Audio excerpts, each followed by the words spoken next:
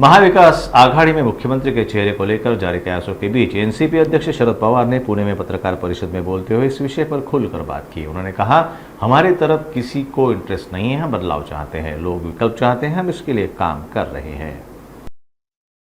माझ्या पक्षापासून मी सीवी सांगू इच्छितो की आमच्याकडे कुणाला इंटरेस्ट नाही, आमच्याकडून कुणाला प्रोजेक्ट करायचं नाही.